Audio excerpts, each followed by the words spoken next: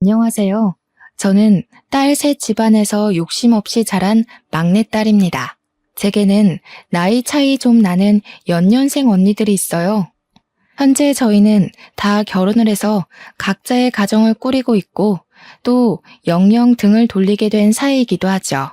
그래도 저희 가족은 다른 문제 있는 가족과 달리 나름 말썽 없이 잘 지내온 사이라고 생각했는데 사람 일은 정말로 모르는 거더라고요. 이미 각자 다른 가정이 생긴 시점에서 남보다도 못한 사이가 될 줄 누가 알았겠습니까? 언니들 집안과 연락을 안 하고 지낸 지 좀 되긴 했는데 그동안은 이사한다고 정신없이 지냈고 지금에서야 마음의 여유를 겨우 찾았거든요. 그래서 사연을 한번 써보려고 컴퓨터를 들락날락 했었네요.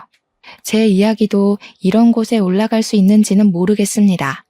만약 유명한 곳이라면 어디선가 언니네 식구들이 들을 수도 있겠죠? 솔직히 제발 언니들 귀에 들어갔으면 좋겠다는 생각도 듭니다. 그렇다면 언니들도 자기네들이 그동안 어떤 사람으로 보였는지 깨우치고 반성할 테니까요. 반성할 거란 기대마저 제가 너무 많이 바라는 것일지도 모르겠네요. 지금부터 제가 하고자 하는 얘기를 들려드릴게요. 저의 집이 딸 셋만 있는 집안이라고 했지 않습니까? 저는 귀한 딸 셋 중에서 가장 빨리 결혼을 했고 또 가장 어려운 형편을 살고 있는 자식이기도 했습니다.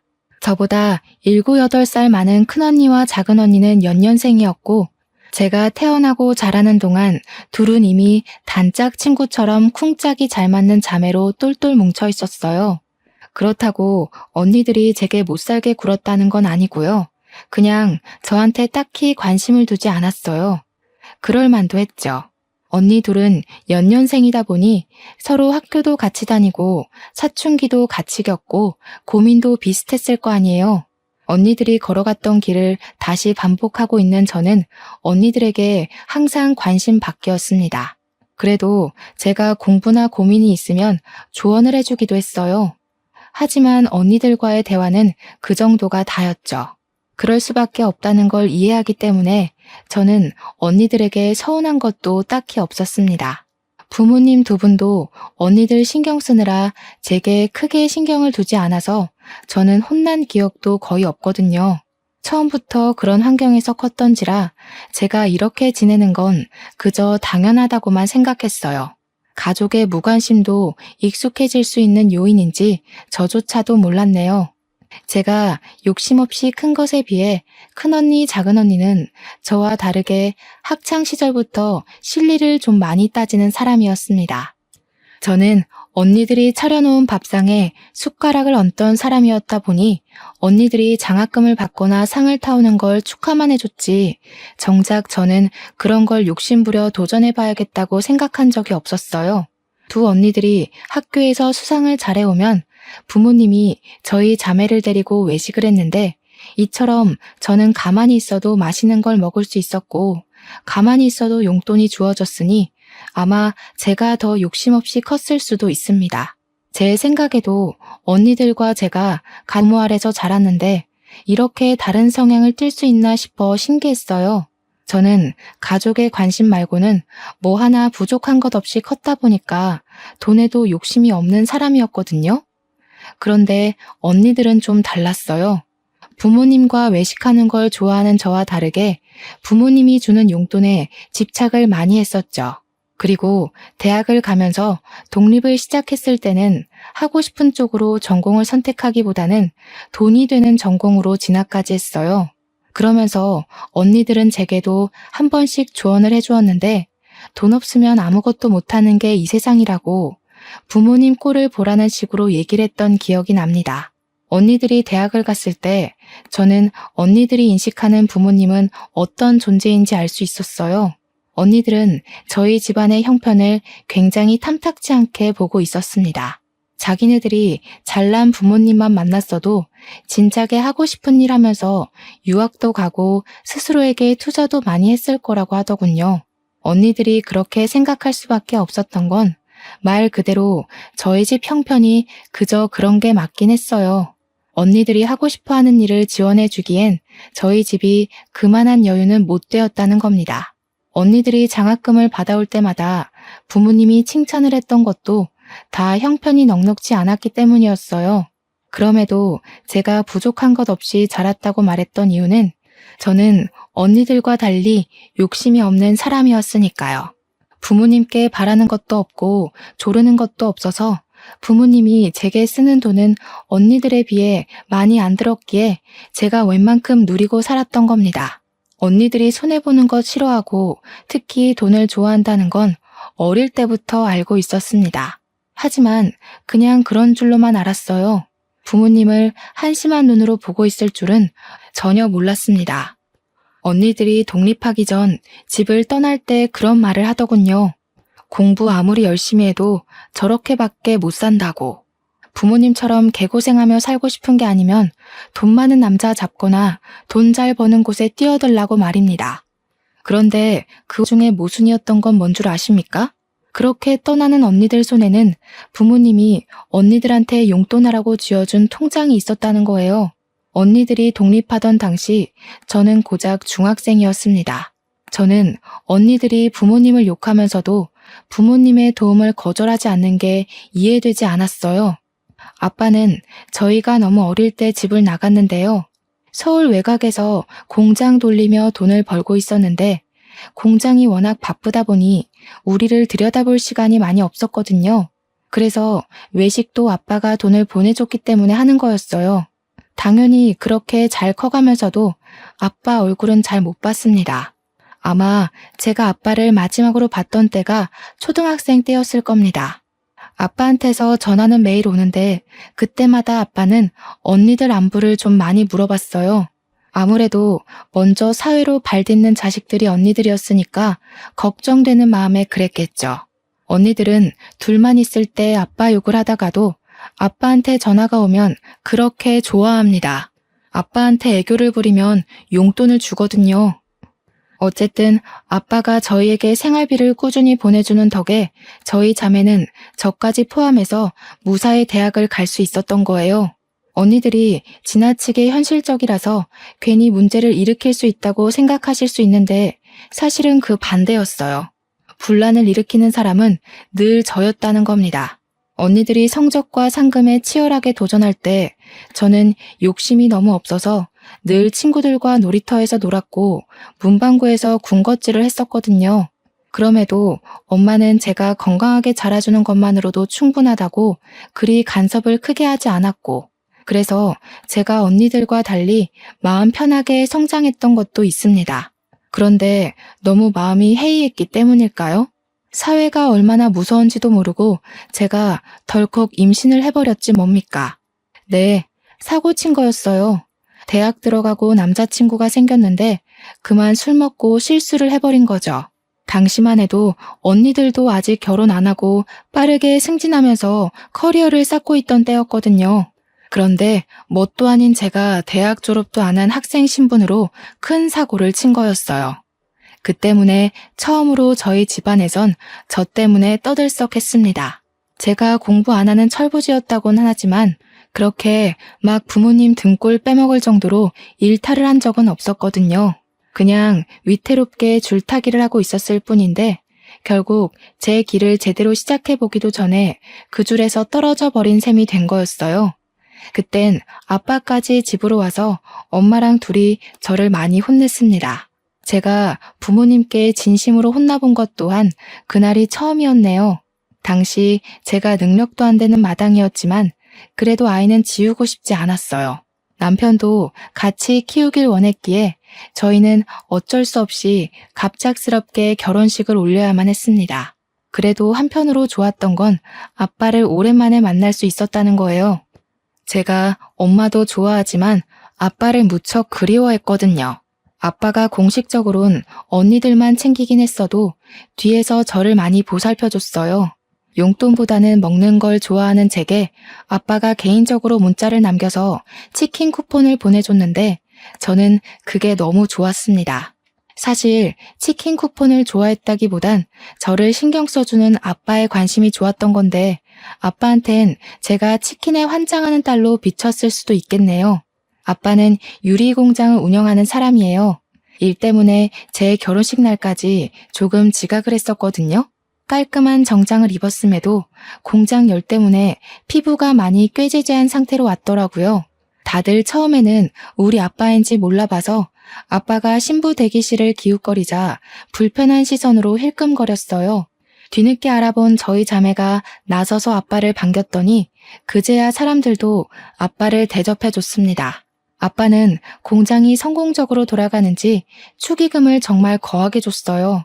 그것뿐만 아니라 그날까지도 저희에게 용돈을 따로 크게 챙겨줬죠.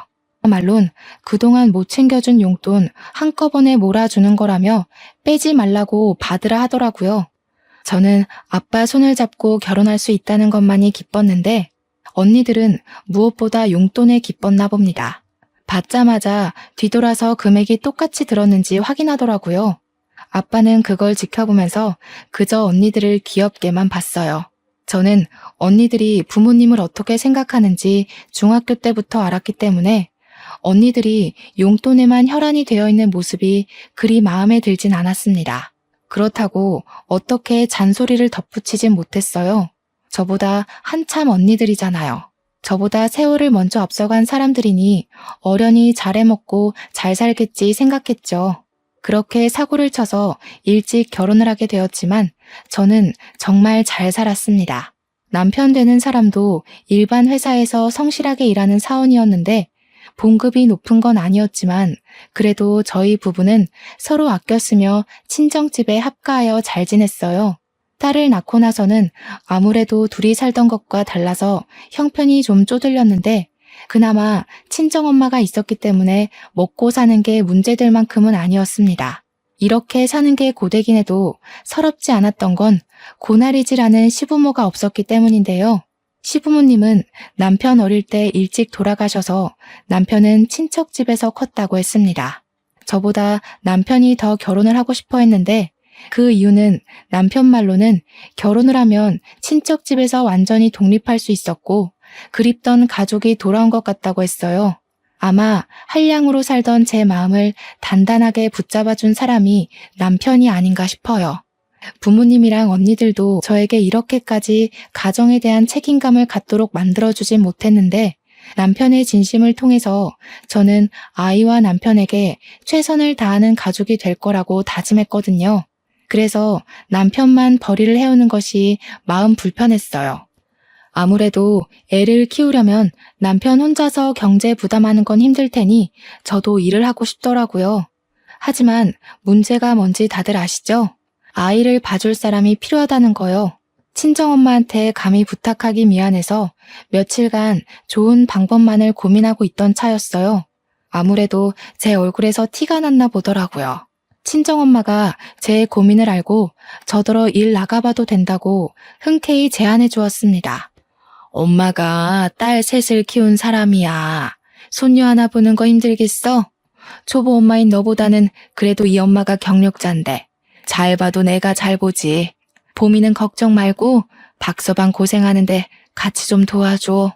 엄마한테 너무 고마워서 저는 그 뒤로 엄마에게 꼬박 용돈을 챙겨줬습니다. 엄마는 아빠가 용돈 따로 준다며 한사코 거절을 했는데 아빠가 주는 돈은 엄마 용돈이기도 하지만 사실상 생활비거든요. 물론 이제 저희 자매가 다 커서 생활비가 넉넉하게 남긴 할 겁니다. 그래도 엄마가 자식 덕 보는 기분을 느끼게 해주고 싶었어요. 언니들은 부모님 결혼 기념일이나 생신, 명절 등등 기념일이 아니면 딱히 용돈을 주진 않았거든요. 아빠는 제 결혼식 이후 또다시 잘 보지 못하고 있었는데 언니 둘이 차례대로 시집을 갈 때쯤 아빠를 또 볼 수 있었습니다. 그때마다 아빠는 저희 자매에게 해줄 것이 없다고 미안하다고 용돈을 더 많이 챙겨줬고 조만간 친정에 모여서 식구끼리 밥 한 끼 거하게 하자고만 남긴 뒤 또 금세 떠나버렸어요. 항상 그랬던 일이니까 저희는 아빠를 수년에 몇 번 보는 걸로 쉽게 만족했습니다. 언니들은 제게 조언했던 것처럼 정말 돈 많은 남자들한테 시집을 잘 갔어요. 형부들이 전부 사업으로 성공한 사람들이라서 친정 부모님의 도움 없이 잘만 살았습니다. 그 때문에 저는 어릴 때부터 나만 지금까지 가장 복병인 자식인 줄 알았어요. 언니들이 욕심이 과하다고 하더라도 저렇게 부모님 속 안 썩이고 잘만 사는데 저만 엉터리로 살아왔다고 생각이 들었어요. 부모님한테 죄송해서 결혼하고 난 뒤 더 효도하고자 신경을 많이 썼습니다. 그러나 자식의 진짜 얼굴은 부모에게 문제가 터졌을 때 나타난다는 걸 뒤늦게 알았어요. 엄마 건강에 적신호가 켜졌을 때가 되어서야 문제아는 제가 아니라 언니들이었다는 걸 확실히 확인했죠. 엄마는 잘 지내다가도 한 번씩 가슴 중앙이 아프다고 두드리길 몇 번 그랬는데 한날 주방일 보다가 명치 부근을 부여잡고 주저앉은 적이 있었어요. 마침 저랑 남편이 있었기에 병원으로 바로 옮겨질 수 있었는데요. 그날 엄마는 협심증 판단을 받았습니다. 그땐 아빠가 하필 해외에 출장을 나가 있을 때였거든요. 제가 아빠한테 개인적으로 연락을 해 엄마 상태를 알렸지만 아빠는 한국으로 곧장 들어오고 싶어도 그럴 수가 없었어요. 코로나 시국 때문에 비행기 운행이 중단돼서 한동안 난리가 났었잖아요. 저희 아빠가 바로 그 시기에 걸려 해외에서 오도 가도 못하는 상태가 돼버린 겁니다. 아빠는 저에게 엄마를 잘 부탁한다고 하면서 귀국할 방도를 찾아보겠다고 엄마 치료에 돈 아끼지 말고 무슨 일 있으면 연락만 주라고 했습니다. 저는 두 언니들한테도 연락을 했는데요. 제 연락에 늦게나마 도착한 언니들은 형부랑 같이 왔더라고요.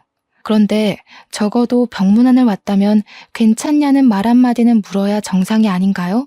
언니들은 그런 안부도 안 묻고 엄마한테 인사도 안 하더니 증상이 구체적으로 뭐냐고만 묻는 거 아니겠습니까? 언니들 태도가 불쾌했지만 저는 늘 언니들에게 분란을 조정하는 사람이 아니었기에 고지곧대로 엄마 병세가 어떤지 설명을 해주었습니다.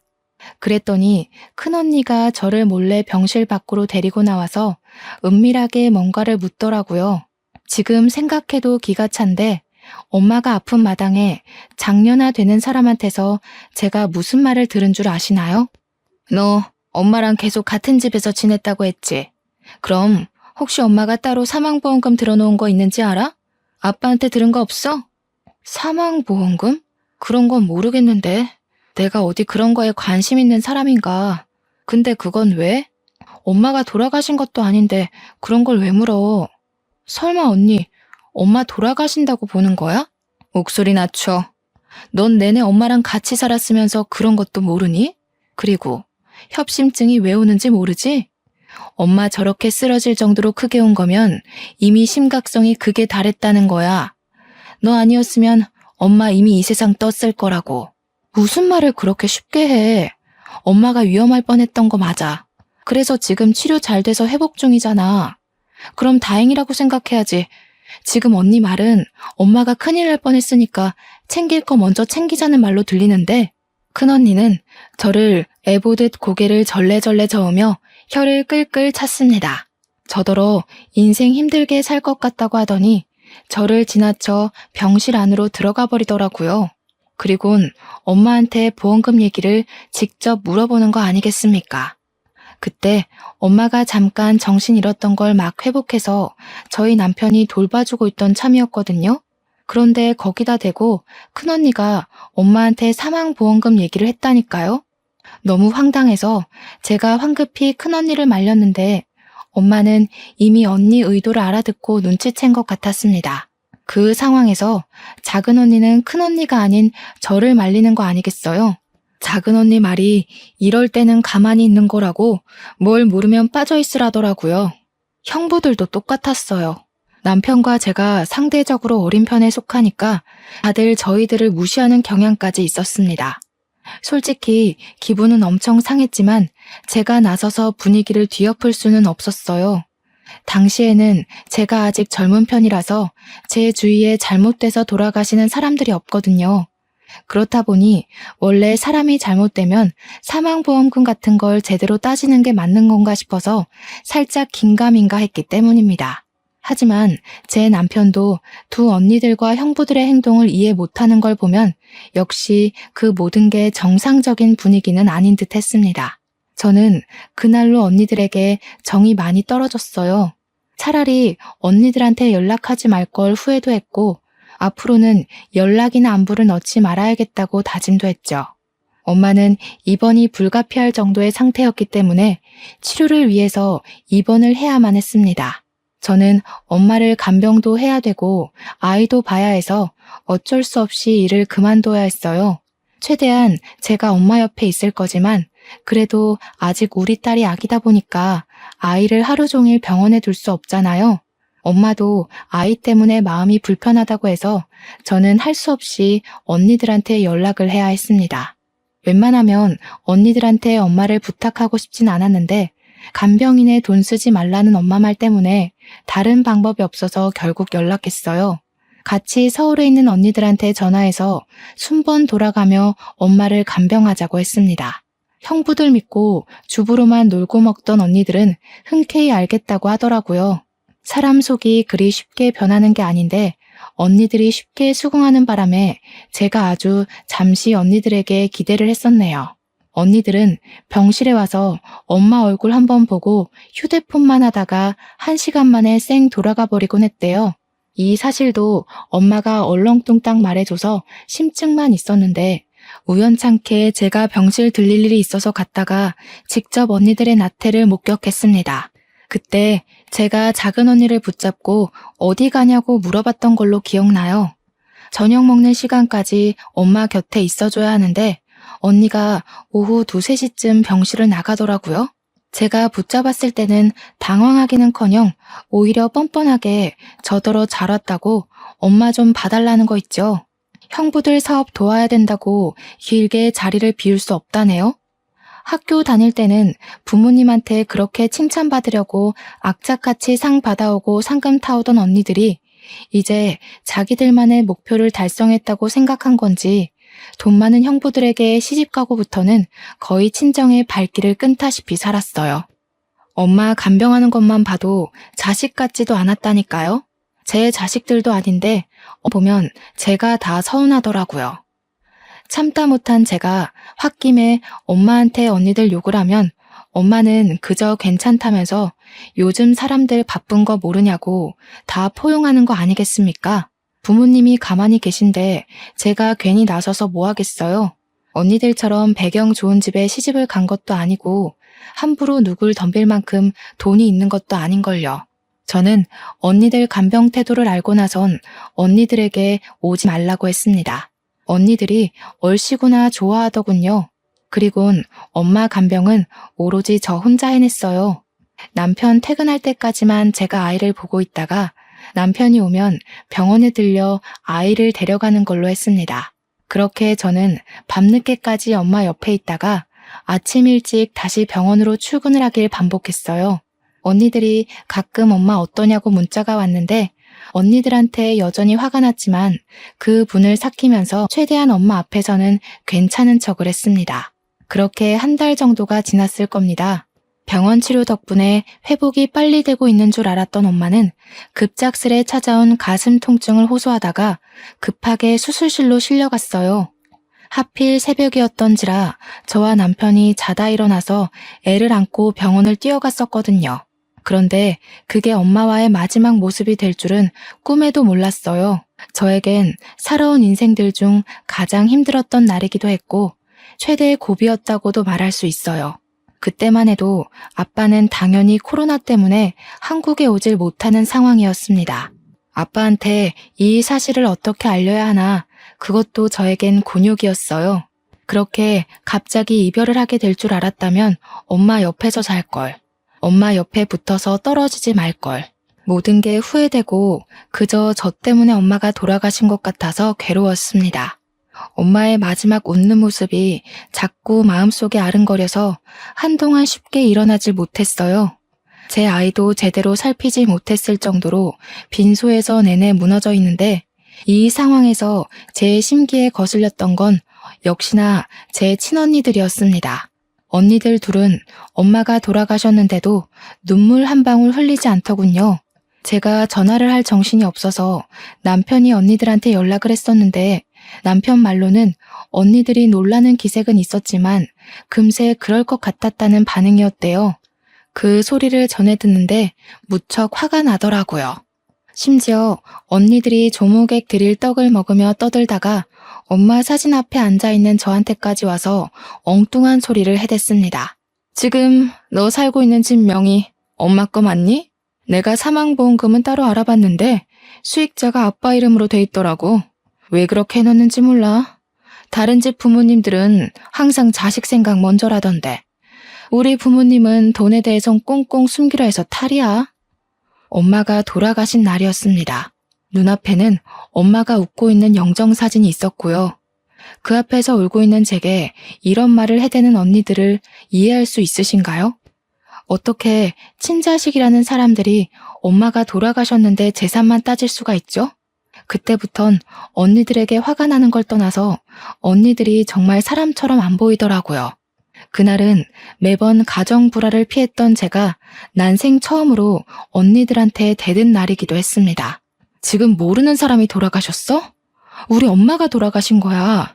이 상황에 재산 얘기가 하고 싶어. 난 그래도 언니들이 때와 장소는 가릴 거라 생각했어. 친자식이라는 사람들이 어떻게 엄마 앞에서 그런 말을 할 수가 있어? 얘가 아직 어려서 뭘 모르네. 엄마 협심증 위험 단계였어. 어차피 돌아가실 거였다고.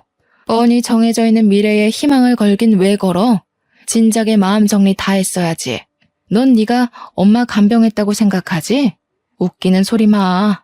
너는 엄마를 옆에 두고서 살 수 있다고 희망 고문하고 괴롭혔을 뿐이야. 뭐라고?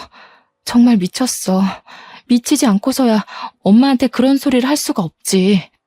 엄마 아빠가 언니들한테 드린 공력이 아까워. 어떻게 이 상황에서 돈 얘기가 먼저일 수 있는 거야? 진작에 마음 정리를 했어야 했다고. 그래서 언니들은 버젓이 살아있는 엄마 정리하고 돈 빼낼 궁리만 했니? 아, 시끄러워. 알려주기 싫으면 말아. 귀찮게 아빠랑 의논하게 생겼네. 너 혹시라도 엄마 앞으로 된 재산 혼자 꿀꺽할 생각은 마. 네 형부들 어떤 사람인지 알지? 너랑 네 남편, 네 애. 앞날 편하고 싶으면 개수작은 안 부리는 게 좋을 거야. 그날 큰언니와 제가 대판 싸움을 벌였는데 주변 사람들도 죽은 사람 앞에 두고 이런 싸움을 벌이고 있는 게 믿기지 않았는지 입을 싹 다물고 있더라고요. 그건 사람들 신경 돌리는 데만 집중하고 있는 작은 언니와 형부들도 마찬가지였습니다.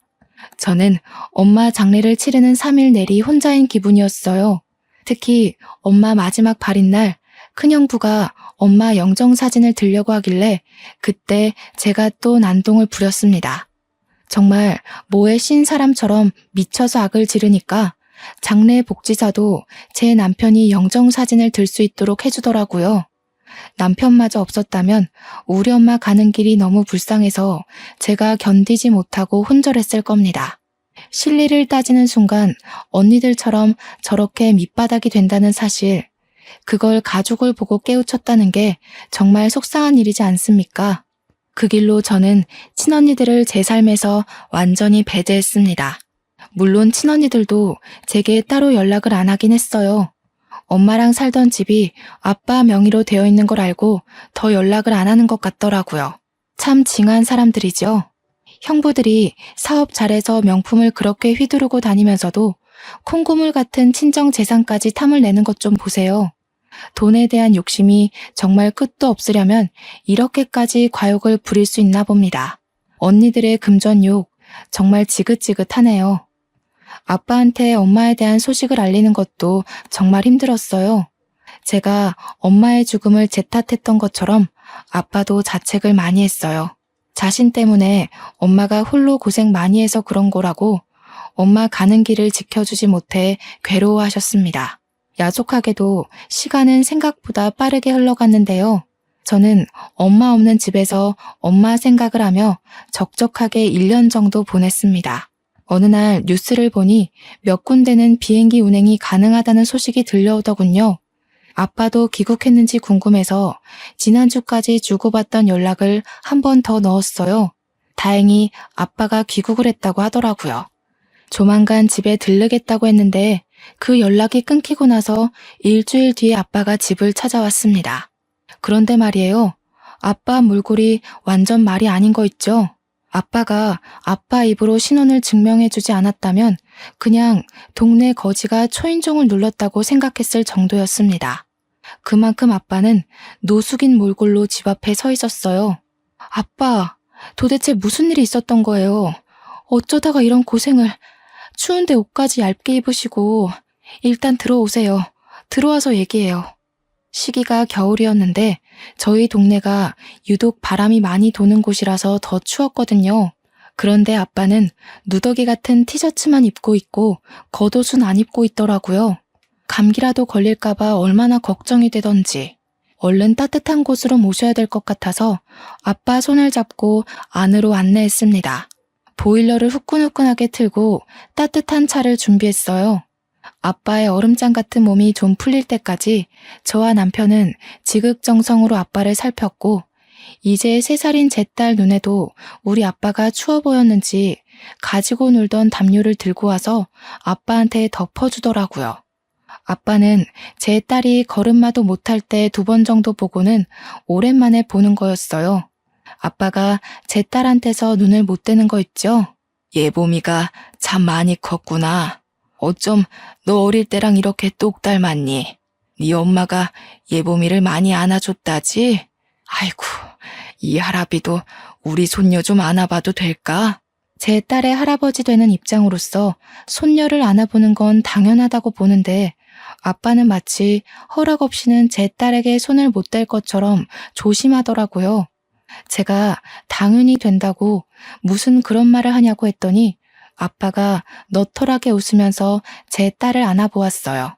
딸 입장에선 한 번도 본 적 없는 할아버지가 낯설었을 텐데도 마치 원래 알던 사이처럼 친근하게 안기는 거 있죠.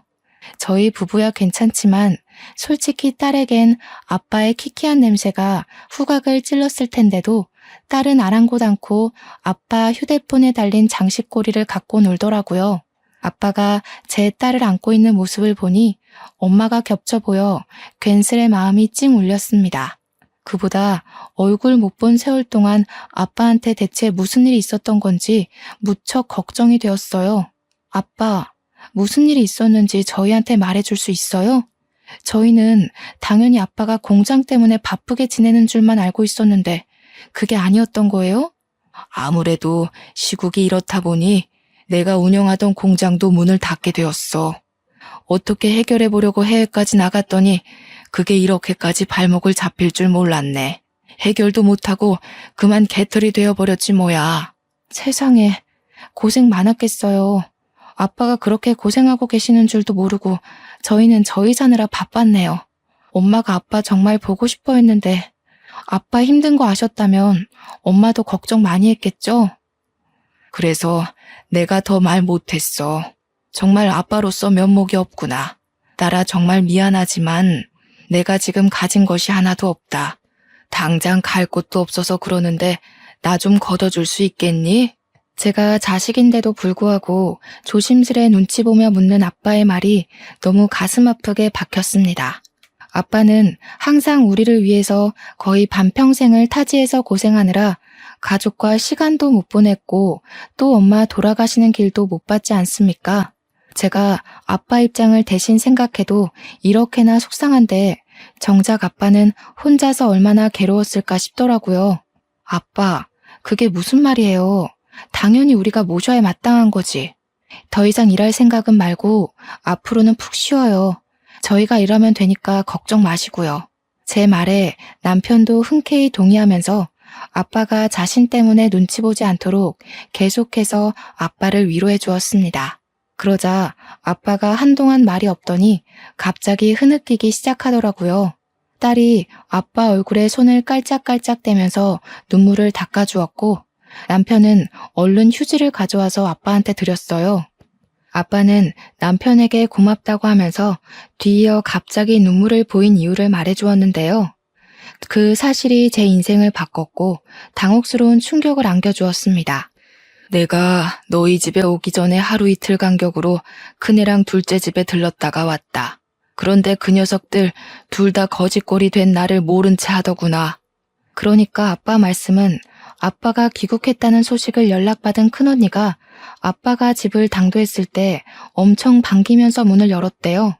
그런데 아빠의 몰골과 거짓골이 된 사연을 듣자마자 얼굴색 싹 변하면서 아빠를 모른 척 했다고 하더라고요. 그리고 작은 언니 또한 아빠 꼴을 보자마자 놀란 표정을 짓더니 아빠인 걸 막 부정하면서 경찰에 신고할 거라고 협박까지 했다더라고요. 아빠가 맞는다는 걸 알아채고 나서는 아빠를 밀어내며 형부랑 같이 대놓고 문전박대를 했다고 했습니다. 아빠는 두 언니들 대응을 회상하며 또 한 번 상실감을 느꼈는지 휴지로 눈물을 몇 번 더 훔쳤어요. 같은 배에서 나온 자식이라도 이렇게 다를 수 있다는 걸 네가 알려줬구나. 너희 엄마가 먹여주고 키워주면서 그 고생을 했는데 이 천벌 받을 것들. 아무짝에 쓸모없는 그런 자식들은 나도 더 이상 필요가 없다. 우리 막내딸, 네가 엄마 마지막 가는 길도 외롭지 않게 지켜줬다고 했지? 이 돈 바꿔라. 아빠의 뒷주머니에서 꼬깃꼬깃 꺼낸 것을 제게 내밀었습니다. 좀 많이 해진 통장이더라고요. 그리고 그 안에는 무려 18억의 숫자가 기재되어 있었습니다. 저랑 남편은 놀라서 이게 뭐냐고, 이 돈을 왜 우리를 주냐고 했는데 그 다음 아빠가 해주는 말이 제게 두 번의 충격을 안겨주었습니다. 아빠가 사실은 저희 자매를 시험해보기 위해 일주일간 거짓말을 해왔다는 거 아니겠습니까? 무슨 말인지 이해를 못해서 대답을 안 하고 있었는데 아빠가 착잡한 마음으로 설명해 주더라고요. 미안하구나. 나도 아빠로서 이래선 안 된다는 거 알지만 너희들 효심을 보기 위해서 일부러 시험을 한 거란다. 엄마가 죽기 전에 나한테 연락이 왔었어. 큰딸이 사망보험금에 대해 물었다고. 그 소리를 듣는데 내가 심장이 얼마나 떨리던지. 내가 가진 재산을 너희에게 공평히 나눠주면 안 되겠다는 생각이 들더라고. 아빠가 공장이 망한 건 거짓말이래요. 해외로 출장을 갔던 건 공장을 살려보기 위해 도움을 청하러 간 것이 아니라 공장이 잘 돼서 해외로 확장이 되었기 때문이라고 했어요. 단순히 우리 자매의 인간성을 시험하기 위해 일부러 거짓 분장을 하고 나타난 거라고 했습니다. 엄마가 아빠한테 큰언니 말을 전하면서 아빠 또한 큰언니와 작은언니의 욕심을 어느 정도 예측하고 있었다고 하더군요. 그 말은 엄마도 말만 안 했지 큰언니 작은언니가 잘못된 길로 빠지는 걸 알고 있었던 듯 싶습니다. 아빠와 엄마는 서로 공유 안 하는 얘기가 없을 만큼 애틋한 사이였으니까요. 아빠는 그래도 친자식이니까 마지막 기회를 주고자 큰언니 작은언니에게 거짓골을 보였던 건데 언니들이 돈 한 푼 없는 자신을 내팽겨치는 걸 보고 그만 언니들에게 정까지 뗐다고 했습니다. 그리고 사실은 저에게 제일 기대를 안 했다고 했어요. 제가 잘 못 살고 있다는 걸 아빠가 알고 있었다고 하더라고요. 아마 엄마가 저희 부부와 같이 살면서 저희 부부 형편을 아빠한테 공유했겠죠. 그래서 아빠는 형편 힘든 저에겐 시험을 해보지 않으려고 했대요. 그럼에도 저희 집에 거짓골로 나타났던 이유는 어디 들리지를 못해서 그대로 저희 집을 찾았던 거래요. 근데 제가 아빠를 보자마자 보인 행동이 언니들처럼 차가운 응대가 아니라서 놀랐다더군요. 오히려 제가 자신의 더러운 손을 붙잡아주는 바람에 저에게도 슬쩍 시험을 해봤다고 했습니다. 제가 어려운 형편임에도 아빠의 신세를 기꺼이 받아준 것에 아빠가 감동을 해서 온 거라고 했어요. 그러면서 하는 말이 아빠가 모든 재산을 저에게 상속하겠대요. 제게 현금으로 준 18억 외에 공장 지분과 아파트, 그리고 다른 부동산 소유물까지 모두 저한테 주겠다고 했고 변호사까지 선임해서 유언장을 써놓을 예정이라 했습니다. 도대체 이게 무슨 일인지 너무 얼떨떨해서 아무 말도 못하고 있다가 일단은 아빠가 씻고 식사를 하는 게 좋을 것 같아서 남편이 나가서 소고기를 좀 사오고 저는 아빠의 목욕물을 받았습니다. 그날로 아빠는 우리랑 함께 지내게 되었어요. 아빠가 이제 공장에는 대신 관리해주는 부대표가 있어서 자신이 굳이 매일 방문 안 해도 된다고 하더라고요. 그래서 아빠는 주말에만 공장에 가보고 평일에는 우리 딸 어린이집 등 하원을 직접 맡아주시고 딸이랑 놀이터 데이트하면서 그동안 못 즐긴 여가 시간을 보냈어요. 저희는 이사를 가지도 않았습니다. 굳이 필요성을 못 느꼈어요. 아빠까지 네 식구 살기에 그 아파트가 좁은 게 아니었거든요. 웬만하면 엄마의 흔적이 묻어있는 이 집을 떠나고 싶지 않았어요. 그런데 어쩔 수 없이 저희를 뜨게 만든 일이 생기고 말았지 뭡니까. 아빠가 거지 분장을 했었단 사실과 재산 상속 사실을 뒤늦게 알게 된 큰언니와 작은언니가 저희 집을 찾아온 거 아니겠습니까? 형부들까지 다 들이닥쳐선 손녀랑 놀고 있는 아빠 앞으로 조르륵 무릎을 꿇더라고요. 아빠, 정말 너무하셨어요. 어떻게 저희랑 상의 한 번 안 하고 막내한테 전부 재산을 상속할 수가 있어요? 아빠가 상처받았다는 거 이해해요. 그래서 잘못했다고 비는 거니까 제발 상속 문제는 다시 의논해요. 네? 뭐가 잘못됐는지도 모르고 또 돈 문제로 유난이구나. 집안의 장녀가 이 모양이니 내가 어디 쪽팔려서 딸 셋이라고 자랑을 할 수가 있나. 너희한테 부모는 돈 없으면 내쫓고 돈 많으면 대접해주는 그런 존재냐? 난 더 이상 날 돈으로 보는 자식들 필요 없다. 이미 내 마음속에서 다 지워버렸어. 썩 나가. 듣자 하니 형부들도 그리 떵떵거리던 사업이 휘청 기울었나 보더라고요. 아빠가 화내실만 하지 않습니까? 큰언니랑 작은언니가 호소하면서 잘못했다고 빌긴 하는데 어째 호소하면 할수록 더 밉상인지 모르겠어요. 뒤에서 듣는 제가 다 기가 막히더라니까요. 형부들도 사업 자금이랑 빚 때문에 아빠 재산에 목숨 매며 도와달라고 고개를 쳐받고 있는데 그걸 보면서 언니들이 참 자기네들이랑 똑같이 돈에 미친 남자를 만났구나 싶었어요. 결국 아빠는 언니들 꼴 보기 싫다면서 상 좀 그만하고 방으로 쌩 들어가 버렸습니다. 언니들이랑 형부들은 한참 아빠 방 앞에서 얼쩡거리다가 이젠 저한테까지 아빠 좀 설득해달라고 부탁하고서 나갔어요. 그리고 저희는 아빠의 권유로 결국 큰언니, 작은언니네가 모를 곳으로 이사를 가게 되었습니다. 엄마와 추억이 깃든 곳을 두고 온 것이 마음에 걸렸지만 아빠가 엄마를 직접 보러 자주 가자고 해줘서 그 집을 놓아줄 수 있었네요. 이사 간 곳은 아빠가 다니는 공장과 가까웠는데 그곳이 사실 남편 직장과는 거리가 좀 멀거든요. 그런데도 남편은 한마디 불평 안 하고 아빠가 선택한 집으로 이사를 했는데요. 아빠가 그쪽으로 이사 간 이유가 다 있더라고요. 자네, 나랑 같이 공장 일 해보지 않겠나? 내가 이제 슬슬 건강에 신경 써야 될 나이잖아. 우리 딸이랑 같이 공장 인계 받으면 좋을 것 같은데. 어떤가? 예? 제가 어떻게 그 큰일을... 전 그리 그릇이 큰 사람 아닙니다, 장인어른. 혹시라도 제가 했다가 공장 잘못되면 저 책임질 능력도 못 돼요. 처음엔 남편이 공장 규모에 놀라서 대표 인계를 마다했는데 아빠가 성실함만 갖추고 있다면 누구나 할 수 있는 일이라고.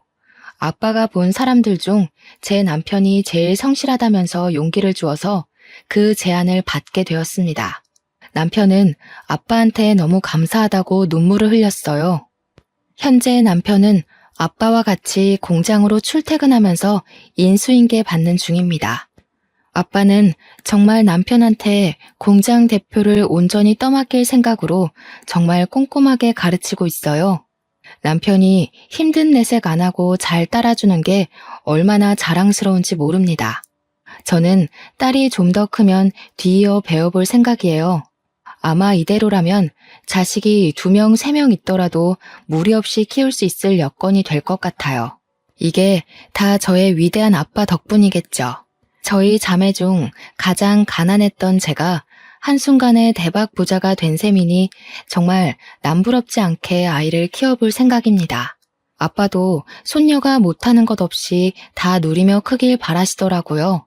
그러면서 저보고도 과거에 형편 어려워서 못 해봤던 것들 다 해보라고 꼬박 용돈도 주시는 거 있죠. 모든 게 행복하고 좋은데 이런 자리에 엄마가 함께 있었다면 더 좋았겠다 싶어 아쉽지 뭐예요. 엄마도 하늘 위에서 저희처럼 마음 편히 즐기고 계실 거라 믿습니다. 그리고 언니들이랑 형부는 제가 몰라 그 동네 찾아가서 소식을 들었는데 아파트 살 능력이 못 돼서 어디로 이사를 간 것 같더라. 언니네 집 둘 다 우편함에는 밀린 관리비가 잔뜩 쌓여 있었어요.